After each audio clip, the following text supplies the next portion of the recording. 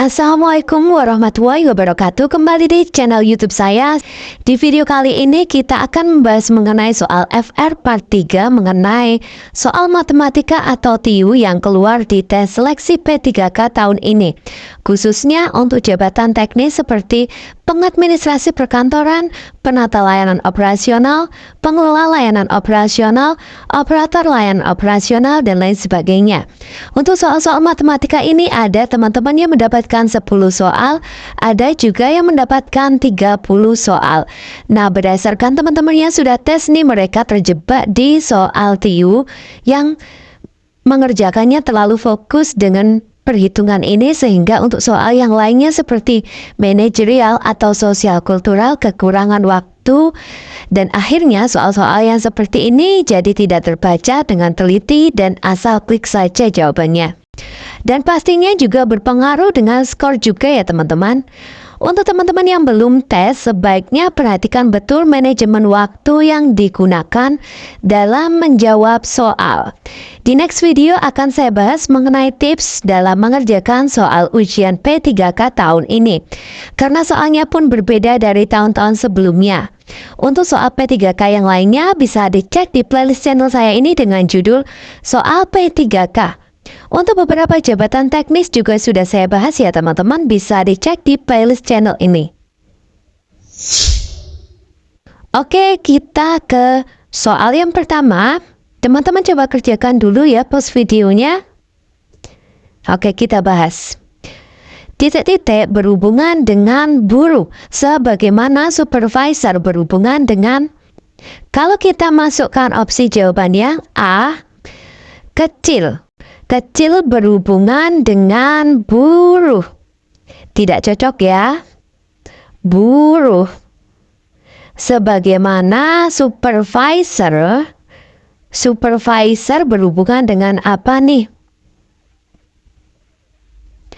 Kalau kita masukkan yang kecil tadi, opsi jawabannya A, tidak masuk ya teman-teman. Kalau kita lihat di opsi jawaban yang B, pabrik berhubungan dengan buruh. Oke, masuk. Kantor, supervisor berhubungan dengan kantor. Kalau di sini buruh ini adalah data yang menunjukkan seseorang, bukan kantor, harusnya jawaban di sini juga seperti itu ya. Harusnya supervisornya di sini kalau kita menggunakan opsi yang jawaban B. Di sini buruhnya, kemudian di sini buruhnya, di sini pabriknya. Kalau di sini supervisor. Jadi opsi jawaban yang B ini juga salah ya teman-teman. Kalau yang C, mandor berhubungan dengan buruh. Oke, sama-sama menunjukkan profesi. Kemudian supervisor berhubungan dengan karyawan. Oke, kalau mandor itu untuk mengawasi buruh, kalau supervisor untuk mengawasi karyawan. Masuk ya teman-teman. Kita keep jawaban yang C. Kita lihat jawaban yang D. Upah berhubungan dengan buruh. Supervisor berhubungan dengan gaji. Tidak masuk ya teman-teman. Karena posisinya salah. Upah di sini, upahnya di sini, kemudian gajinya di belakang. Tidak masuk ya yang D ini. Kemudian yang E, demo itu berhubungan dengan buruh. Supervisor berhubungan dengan kerja. Tidak masuk ya. Jadi jawaban yang tepat untuk soal yang pertama ini adalah yang C. Bisa dipahami ya teman-teman? A, titik-titik berhubungan dengan puisi, sebagaimana pemahat berhubungan dengan apa nih yang berhubungan dengan puisi? Di kalimat kedua puisi. Di sini di kalimat Pertamanya pemahat. Oke. Kita lihat di opsi jawaban yang A. Suara berhubungan dengan puisi. Pemahat berhubungan dengan gerak. Bukan ya teman-teman, karena di sini kata keduanya itu puisi. Kalau kata keduanya di kalimat keduanya kita masukkan gerak, itu tidak cocok ya. Jadi opsi jawaban yang A kita eliminasi. Yang B, baca berhubungan dengan puisi. Pemahat berhubungan dengan seni. Baca berhubungan dengan puisi. Kalau di sini kita masukkan kata kerja baca, di sini di pemahatnya sini juga harusnya kata kerja ya teman-teman. Kalau ini yang menunjukkan profesi seseorang, itu tidak cocok ya yang B. Kemudian kita lihat di opsi jawaban yang C. Penyair berhubungan dengan puisi. Oke, orangnya ya penyair. Pemahat berhubungan dengan patung. Oke, ini sama kayak penyair itu menghasilkan puisi, kalau pemahat menghasilkan patung. Kita keep ya yang jawaban yang C. Kita lihat di opsi jawaban yang D. Hairil Anwar berhubungan dengan puisi. Kemudian pemahat berhubungan dengan seniman. Bukan ya? Kemudian yang E. Syair berhubungan dengan puisi. Pemahat berhubungan dengan batu. Tidak ya. Jadi opsi jawaban yang benar untuk soal nomor 2 ini adalah yang C. Penyair berhubungan dengan puisi. Kalau pemahat berhubungan dengan patung. Bisa dipahami ya teman-teman? Oke, lanjut ke soal nomor 3. Untuk mengerjakan soal yang seperti ini, teman-teman harus mencari dulu mana subjek, mana predikat, mana objek, mana keterangannya. Kemudian, cari jawaban yang sesuai ya dengan urutan kalimat ini. Coba teman-teman pause dulu, kerjakan dulu, lalu simak penjelasannya. Oke, kita bahas ya. Hubungan objek pada kalimat Krishna mencuci baju dan celana menggunakan mesin cuci. Kita analisis dulu. Krishna ini sebagai subjeknya, kemudian mencuci ini sebagai predikat, baju dan celana ini sebagai objek, menggunakan mesin cuci ini keterangan ya. Jadi urutannya adalah subjek, predikat, objek, keterangan kalimat ini. Mana nih jawabannya? A, B, C, D, E yang paling sesuai dengan kalimat ini. Kalau yang A, Dian membuat api dengan korek. Dian subjek, membuat itu predikatnya, api dengan korek itu keterangannya. Salah ya. Kemudian B, Bisma sebagai subjek, membeli sebagai predikat, bukunya itu objeknya, buku dan pensil itu objeknya, masing-masing 3 buah. Ini keterangan ya, bukan ini keterangan. Yang K, sore ini keterangan waktu, jelas salah.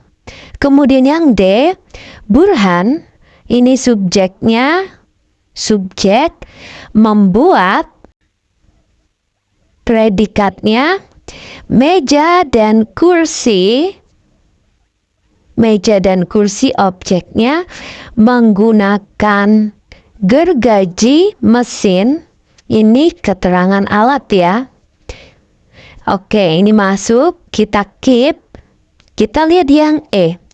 Krishna sebagai subjek membeli predikatnya sepatu dan sandal objeknya di toko swalayan. Keterangan tempat. Nah, di sini adalah keterangan alat ya di soal. Mana nih yang menggunakan keterangan alat? Jawabannya yang D ya teman-teman. Ada subjek, ada predikat, ada objek, dan keterangan alat. Jadi jawabannya yang D. Kalau yang B itu masing-masing 3 buah bukan keterangan alat. Jadi salah. Bisa dipahami ya teman-teman? Lanjut ke soal nomor 4. Ini soal di mana kita disuruh untuk mencari kesimpulannya ya teman-teman. Coba kerjakan dulu pause videonya. Oke, kita bahas. Tidak satupun ayam di kandang milik Pak Anto berwarna hitam. Berarti tidak ada ayam hitam ya teman-teman. Tidak ada ayam hitam. Kebanyakan ayam milik Pak Anto ayam jantan. Maka kita lihat di opsi jawaban yang A. Semua yang berwarna hitam. Jelas salah ya. Karena di sini di pernyataannya tidak ada ayam hitam. Opsi yang A kita eliminasi. Kemudian opsi yang B, ada ayam yang berwarna hitam, juga jelas salah karena di sini di kalimat pertama itu tidak ada ayam hitam. Kita eliminasi juga yang B. Yang C, tidak ada ayam jantan di kandang Pak Anto yang berwarna hitam. Tidak ada ayam jantan. Kebanyakan ayam milik Pak Anto ayam jantan. Oke ya, masuk ya. Tidak ada ayam jantan di kandang Pak Anto yang berwarna hitam. Oke, memang tidak ada ayam hitam. Oke, kita keep yang C. Kita lihat di opsi yang D. Beberapa ayam jantan tidak berwarna hitam. Karena tidak ada ayam hitam ya. Kalau beberapa, di sini kata-kata beberapa, karena di sini tidak ada. Kalau tidak ada itu, ya tidak ada. Nggak masuk ya kalau ada kata beberapa. Sebagian itu nggak masuk. Yang D kita eliminasi. Kita lihat yang E. Semua ayam milik Pak Anto berwarna hitam dan ayam jantan. Ini jelas salah ya karena tidak ada ayam hitam. Jadi opsi yang benar adalah jawaban yang C. Tidak ada ayam jantan di kandang Pak Anto yang berwarna hitam. Karena kata kuncinya ini. Tidak ada ayam hitam. Bisa dipahami ya teman-teman? Oke, lanjut ke soal berikutnya nomor 5. Masih dengan penarikan kesimpulan. Coba kerjakan ya teman-teman. Oke, kita bahas. Semua mahasiswa datang ke kampus membawa laptop. Premis satunya. Kemudian premis duanya, beberapa orang datang di kampus tidak membawa laptop. Benny tidak membawa laptop. Kesimpulan yang tepat adalah kalau semua mahasiswa datang ke kampus itu membawa laptop. Berarti yang bukan mahasiswa itu yang tidak membawa laptop. Kalau Benny tidak membawa laptop, berarti Benny bukan mahasiswa. Begitu ya teman-teman. Jadi jawabannya adalah yang B. Bisa dipahami ya? Kalau di sini ada kata semua mahasiswa, berarti seluruh mahasiswa tanpa terkecuali datang ke kampus itu membawa laptop. Dan di kampus itu ada beberapa orang yang datang tidak membawa laptop. Kalau Benny tidak membawa laptop, berarti Benny itu bukan mahasiswa ya. Karena kalau mahasiswa itu pasti datang membawa laptop. Bisa dipahami ya teman-teman? Lanjut ke soal nomor 6. Semua karyawan harus hadir dalam perayaan ulang tahun perusahaan. Ini premis yang pertama. Ada kata semua. Kemudian premis yang kedua itu semua satpam adalah karyawan. Ada kata semua. Berarti kalau premis 1 dan premis 2 ini ada kata semua, berarti bisa kesimpulannya nanti adalah sebagian. Kita lihat di opsi jawabannya dulu. Apakah A? Sebagian peserta perayaan ulang tahun perusahaan bukan karyawan. Salah ya, karena semua karyawan harus hadir dalam perayaan ulang tahun perusahaan. Jadi, semua peserta itu adalah karyawan. Jadi salah ya. Yang A. Kemudian yang B. Sebagian peserta perayaan ulang tahun perusahaan adalah satpam. Di sini di premis 2 semua satpam adalah karyawan. Kalau di premis 1 semua karyawan harus hadir. Kalau semua karyawan itu pastinya terdiri dari beberapa profesi ya. Beberapa profesi jabatan seperti satpam atau nanti yang lainnya banyak. Oke, kita keep yang B. Kita lihat di opsi yang C. Semua yang hadir dalam perayaan ulang tahun perusahaan adalah satpam. Bukan ya, karena di premis 1 adalah semua karyawan. Tidak semua yang datang itu satpam, tapi banyak. Kita eliminasi. Kemudian yang D, semua yang hadir dalam perayaan ulang tahun perusahaan adalah bukan satpam. Salah ya. Yang E, beberapa satpam hadir dalam perayaan ulang tahun perusahaan. Di sini satpamnya itu semua satpam. Beberapa satpam hadir dalam perayaan ulang tahun perusahaan, kurang tepat juga. Jadi, jawabannya benar adalah yang B.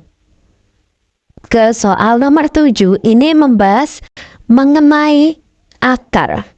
Kalau cara mengerjakan soal yang seperti ini ada rumusnya ya teman-teman.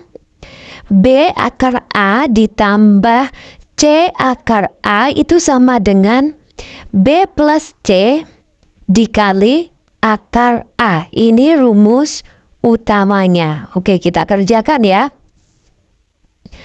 Di sini 3 akar 3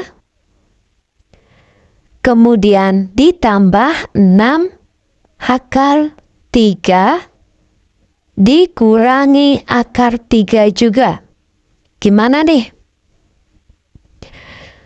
Berarti ini kita jumlahkan dulu ya teman-teman. 6 dijumlah 6 tambah 3 sama dengan 9. Akarnya akar 3 kemudian dikurangi akar 3 sama dengan 8 akar 3. Jadi jawabannya adalah yang D. Bisa dipahami ya teman-teman? Lanjut ke soal nomor 8. Ini rumusnya akar A dikali B sama dengan akar A dikali akar B. Ini ya teman-teman rumusnya. Ini teman-teman rumusnya. Coba kita kerjakan. 3 akar 32 dikurangi 3 akar 8. Sama dengan 3 akar 32 itu berarti akar 16 dikali 2 ya. Akar 16 dikali akar 2, kemudian dikurangi 3 8 itu sama dengan akar 8, ini itu sama dengan akar 4 dikalikan akar 2. Ini dikurangi ya, sama dengan 3 dikali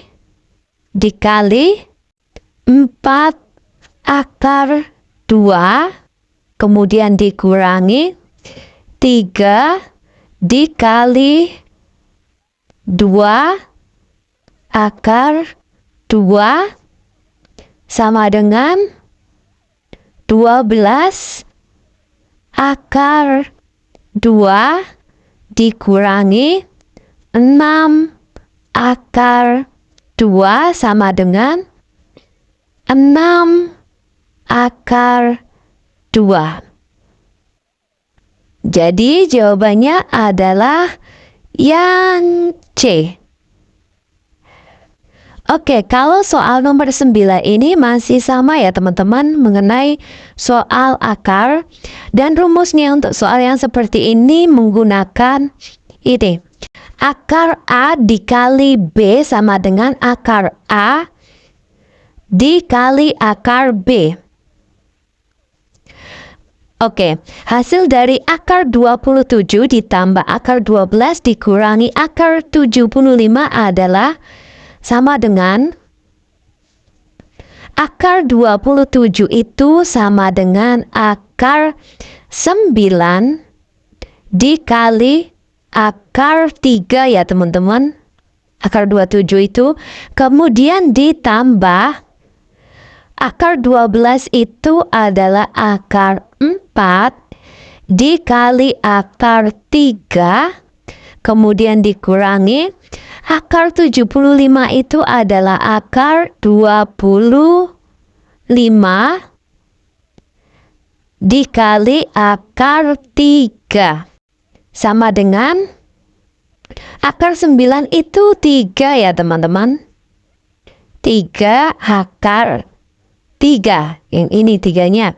Kemudian ditambah akar 4 itu sama dengan 2 ya. 2 akar 3.